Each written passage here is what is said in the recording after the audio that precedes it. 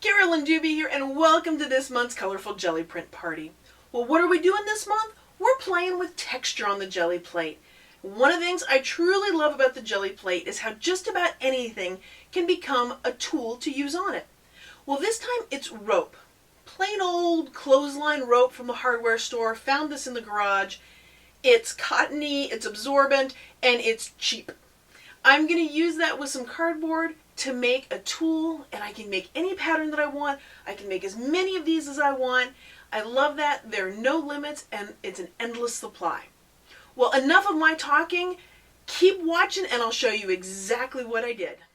So this rope that I'm using is from the hardware store. It's clothesline, and I wanted something that had a cotton feel to it. I have no idea if it's 100% cotton, but something that's cottony. And the cardboard is from, I think, an Amazon box. I cut it to about the size of the Gelli Plate, but it can be any size that you want, smaller, larger, whatever you want it to be. And then what we're going to be doing is creating some kind of design pattern something with the rope and gluing it down in place. Now you can think about this carefully, you can map things out, you can twist and turn that rope, or you can just cut off a piece and see if it's the right size for what you want to do.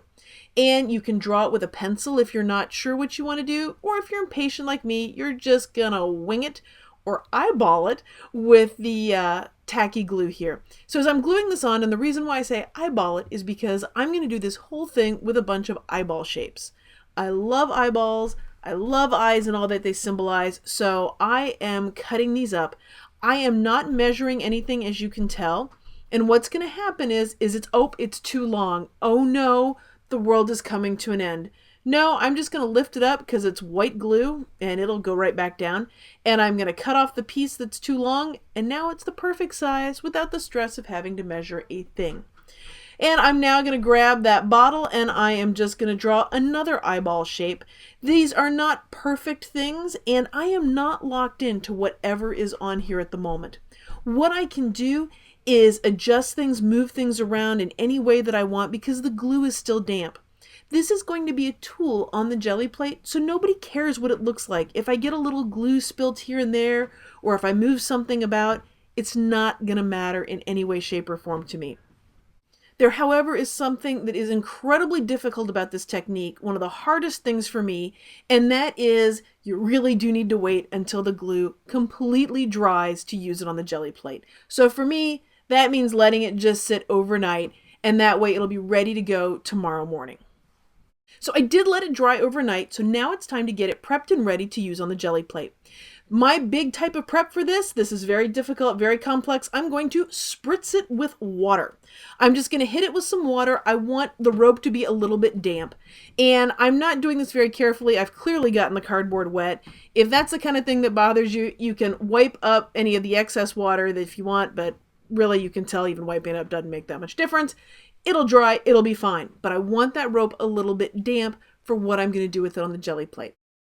So I am putting on, in very imprecise amounts, 2 different colors of paint onto the Gelli Plate. And then what I'm going to do is just brayer them in and around. Each paint is a little bit different, and I've got a little bit more or a little bit less of one, and guess what? It doesn't really matter. Going to clean that brayer off on that paper and bring in my rope stamp here.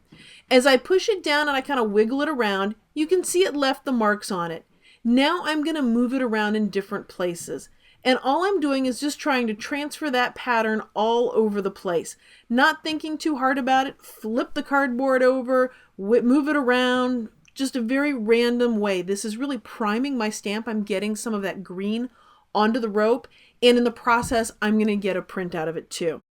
So I'm going to keep rubbing this to give good contact between the paper and the Gelli Plate, and when I think I've got that, I'm going to lift it up to see what all happened as I was moving that stamp around. And you can see the pattern in different places, the texture from the rope where it removes some of the paint, some of the color transfers around.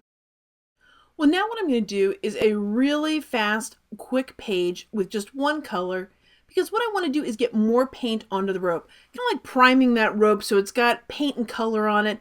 I'm just going to keep pushing this down a couple of times in different places and then taking the print. The print here is an absolute bonus and byproduct. What I'm really trying to do is get paint on that rope. So now I've got everything kind of ready. The Gelli Plate is primed because it has a little bit of leftover paint on it. My rope stamping tool is primed because it's got some wet paint on it. I should say damp paint on it, really. And now as I go and play with this, colors are going to start to blend and mingle and work together to give me a much more interesting print than if I was just working with one color. One of the things that I really like to do with something like a texture tool is transfer paint from one location to another on the Gelli Plate.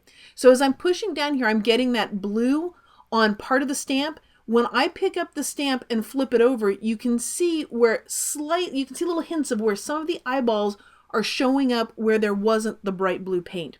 So when I take up this print, you'll see how the stamp helped move some of the color to different parts of the plate.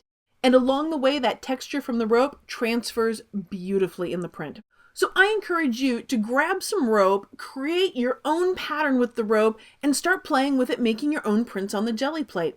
And of course, I'd love to see what you're making, whether it's with this technique or any other. You can share what you're doing with us all over on Google Plus in the community called A Colorful Playground. I'll have links below the video for you so you can get right to it. If you'd like to know more about Gelli printing, as well as see some of the other Colorful Gelli Print Party videos, I've got that all over on my blog at acolorfuljourney.com. And as you're playing with this technique, of course, the prints that you get are fantastic, but there are also some other things I don't want you to forget about.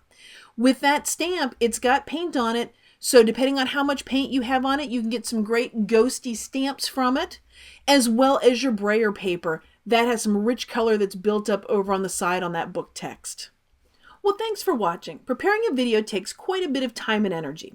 If you've enjoyed this video, I'd appreciate your support. How? By sharing this video however you are comfortable. Your support makes my muse happy, and a happy muse keeps me coming back to the studio again and again to make more videos to share with you. Thanks for being a part of this colorful journey.